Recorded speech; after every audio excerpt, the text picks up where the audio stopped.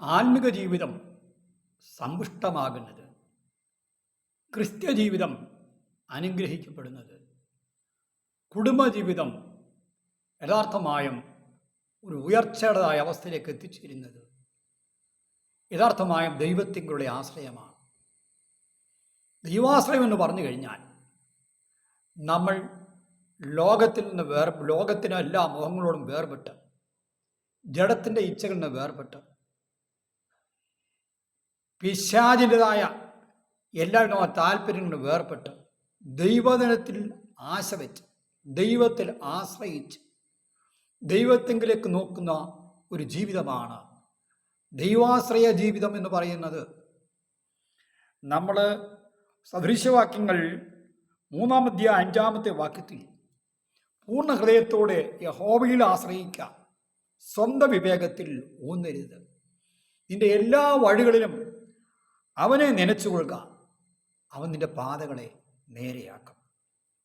പ്രിയമുള്ളവരെ, പൂർണ്ണ ഹൃദയത്തോടെ ദൈവത്തിൽ ആശ്രയിക്കുക എന്നുള്ളതാണ് ഒരു ക്രിസ്തു ജീവിതത്തിൽ പ്രാധാന്യമർഹിക്കുന്ന ഒരു കാര്യം. നമ്മുടെ ജീവിതത്തിൽ നാം യഥാർത്ഥമായും ദൈവത്തിന് കൊടുക്കേണ്ട മഹത്വം, ദൈവത്തിന് കൊടുക്കേണ്ട പുകഴ്ച, ദൈവത്തിന് കൊടുക്കേണ്ട സ്ഥാനം നമ്മുടെ ജീവിതത്തിൽ കൊടുക്കുന്നവരായിരിക്കണം. നമ്മുടെ ജീവിതത്തിൻ്റെ ഏതൊരവസ്ഥയിലും ദൈവത്തിങ്കിലേക്ക് നോക്കി ജീവിക്കുന്നവരായിരിക്കണം.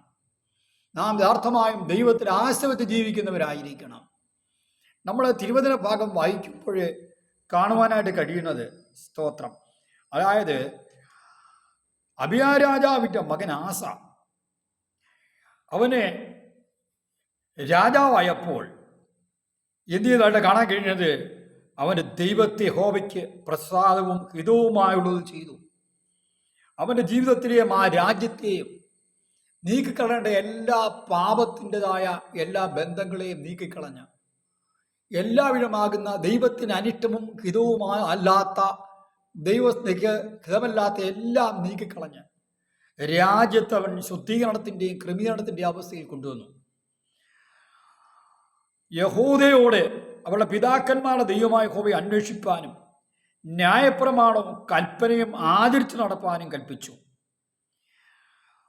അവൻ്റെ അതുനിമിത്തം അവൻ്റെ ജീവിതത്തിൽ സംഭവിച്ചതായ കാര്യം, രാജ്യം അവൻ്റെ കീഴിൽ സ്വസ്ഥമായിരുന്നു. യഹോവ അവന് വിശ്രാമം നൽകി, അതുകൊണ്ട് ദേശത്തിന് സ്വസ്ഥതയുണ്ടായി. തന്മൂലം 6 സംവത്സരങ്ങളിൽ അവന് യുദ്ധമില്ലാതെ വന്നു. അതുകൊണ്ട് യഹൂദയിൽ ഉറപ്പുള്ള പട്ടണങ്ങളെ പണിയുവാനിടയായി തീർന്നു. ദൈവത്തിൽ ആശ്രയിക്കുന്നവരുടെ ജീവിതത്തിൽ ദൈവം അത്രാത്രം നല്ലവനാണ്, വല്ലവനാണ്. നമ്മളെ ദൈവത്തിൽ വായിക്കുമ്പോൾ കാണാൻ കഴിയുന്നത്, യഹോവയിൽ ആശ്രയിക്കുന്നവർ കുലുങ്ങാതെ എന്നേക്ക് നിൽക്കുന്ന സീയോൻ പർവ്വതം പോലെയാകുന്നു. നമ്മുടെ ജീവിതത്തിൽ യഥാർത്ഥമായും ദൈവത്തിൽ ആശ്രയിക്കുന്നവരായി തീർന്നു കഴിഞ്ഞാൽ ജീവിതത്തിൻ്റെ ഏത് പ്രതികൂലം വന്നാലും, ഏത് പ്രയാസം വന്നാലും കുലുങ്ങിപ്പോകുകയില്ല, മനസ്സ് ഇളകിപ്പോകുകയില്ല, തളർന്നു പോകുകയില്ല, ക്ഷീണിച്ചു പോകുകയില്ല. സ്വന്തം വിവേകത്തിൽ ഊന്നുന്നവനല്ല ദൈവത്തിൽ ആശ്രയിക്കുന്നവൻ. അതുകൊണ്ട് വചനം പറയുന്നു, സ്വന്തം വിവേകത്തിൽ ആശ്രയിക്കരുത്, സ്വന്തം വിവേകത്തിൽ ഊന്നിയാൽ നിനക്ക് ദൈവത്തിലുള്ള ആശ്രയത്തിൽ നിന്ന് യഥാർത്ഥമായ ഒരകലമുണ്ടാകുവാനിടയായി തീരും. പിന്നെ നിന്റെ ജീവിതത്തിൻ്റെ എല്ലാ ആഗ്രഹങ്ങളിലും, നിന്റെ ജീവിതത്തിൻ്റെ എല്ലാ പ്രതീക്ഷകളിലും, നിന്റെ ജീവിതത്തിൻ്റെ എല്ലാ ആവശ്യങ്ങൾ, അതിനെക്കുറിച്ച് അവിടെ വചനത്തിൽ പറഞ്ഞത്, നിന്റെ എല്ലാ വഴികളിലും നിന്റെ എല്ലാ വഴികളിലും അവനെ നനച്ചു കൊള്ളുക. എന്ത് ചെയ്യും? ദൈവം നിന്റെ പാതകളെ നേരെയാക്കും. നിന്റെ ജീവിതത്തിൻ്റെ എല്ലാ ആഗ്രഹങ്ങളിലും യഥാർത്ഥമായി ദൈവത്തെ നനയ്ക്കണം. അതെ, നിന്റെ ജീവിതത്തിൻ്റെ എല്ലാ പ്രതീക്ഷകളും ദൈവത്തെക്കുറിച്ച് ചിന്തിച്ച് ദൈവത്തിലായിരിക്കണം നിന്റെ ആഗ്രഹം. നിന്റെ ജീവിതത്തിൻ്റെതായ ഓരോ തീരുമാനമെടുക്കുവാൻ, ഓരോ വിഷയത്തിലും മുതിരുമ്പോൾ അവിടെ യഥാർത്ഥമായും ദൈവത്തെ നനച്ചുകൊണ്ട് വേണം കാര്യങ്ങൾക്ക് തീരുമാനമെടുക്കുവാൻ. അങ്ങനെയാണെങ്കിൽ എന്തു ചെയ്യും? നിന്റെ ജീവിതത്തിൻ്റെതായ പാതകളെ നേരെയാക്കുവാനിടയായി തീരും. സ്തോത്രം. ഈ നാളുകളിൽ എൻ്റെ ജീവിതത്തിൽ നിന്റെ ഹൃദയത്തിലെ അസ്വസ്ഥതാവസ്ഥ മാറുവാൻ, മനസ്സിൻ്റെ അസ്വസ്ഥത മാറുവാൻ, മനസ്സിൻ്റെ നിരാശകൾ മാറുവാൻ എന്ത് ചെയ്യണം? ദൈവത്തിൽ കൂടുതൽ ആശ്രയിക്കണം. നിന്റെ ജീവിതത്തിലെ നിരാശ നേരിടുന്ന ആ വിഷയങ്ങളിൽ ദൈവത്തിങ്കിലേക്ക് നോക്കണം, ദൈവത്തിൽ ശരണപ്പെടണം. നിന്റെ ജീവിതത്തിൻ്റെ ആവശ്യങ്ങളുടെ നടുവിൽ നീ ദൈവത്തിങ്കിലേക്ക് നോക്കണം, ദൈവത്തോട് പ്രാർത്ഥിക്കണം, ദൈവസന്നിധിയിൽ കരയണം. സ്തോത്രം. നമ്മൾ ദൈവദിനത്തിൽ വായിക്കുമ്പോൾ കാണുവാനായിട്ട് കഴിയുന്നത് ഇതാ, ഇസ്രായേലിൻ്റെ ചരിത്രം പഠിക്കുമ്പോഴൊക്കെ കാണുവാനായിട്ട് കഴിയുന്നത് അത് 2 ദിനവൃത്താന്തം അതിൻ്റെ 2 ദിനവൃത്താന്തം അതിൻ്റെ 15-ാം അധ്യായത്തിൽ എന്ത് ചെയ്തു? ഇങ്ങനെ ഒരു ആലോചന കേൾക്കുവാനായിട്ട് കഴിയുന്നു. എൻ്റെ വാക്കു കേൾപ്പീൻ, നിങ്ങൾ യഹോവയോടുകൂടി ഇരിക്കുന്നിടത്തോളം അവൻ നിങ്ങളോടുകൂടി ഇരിക്കും. അവനെ അന്വേഷിക്കുന്നെങ്കിൽ നിങ്ങൾ അവനെ കണ്ടെത്തും, ഉപേക്ഷിക്കുന്നെങ്കിലോ അവൻ നിങ്ങളെ ഉപേക്ഷിക്കും. യഥാർത്ഥമായും നമ്മുടെ ജീവിതത്തിൻ്റെ ഏതൊരവസ്ഥയിലും എന്ത് ചെയ്യണം?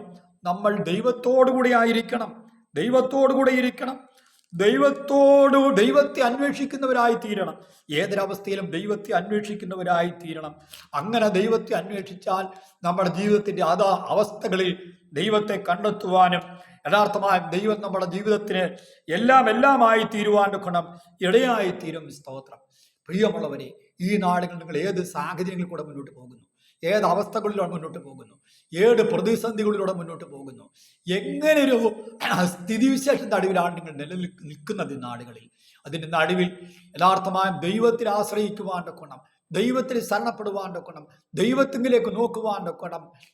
ഈ സമയത്ത് ദൈവത്തിൻ്റെ ആലോചന നിങ്ങളെ അറിയിക്കുന്നു. നിങ്ങൾ യഥാർത്ഥമായും ദൈവത്തെ ആശ്രയിക്കുന്നത് പൂർണ്ണ ഹൃദയത്തോടും പൂർണ്ണ മനസ്സോടും പൂർണ്ണ ആത്മാവോടും കൂടി ആയിരിക്കണം. പൂർണ്ണ ഹൃദയത്തോടെ ദൈവത്തിൽ ആശ്രയിക്കുന്നവരിൽ ദൈവം വസിക്കും, ദൈവ സാന്നിധ്യം വസിക്കും, ദൈവത്തിൻ്റെ ആശ്വാസം വെളിപ്പെടും, ദൈവികമായ സമാധാനം വെളിപ്പെടുവാനിടയായിത്തീരും, ദൈവത്തിൻ്റെ വഴികൾ അവനോട് വെളിപ്പെടുവാനിടയായിത്തീരും. ഈ നാളുകൾ അതിനുവേണ്ടി നമ്മെ തന്നെ ഏൽപ്പിച്ചു കൊടുക്കാം. ഈ വചനങ്ങളാൽ കർത്താവ് നമ്മെ അനുഗ്രഹിക്കും.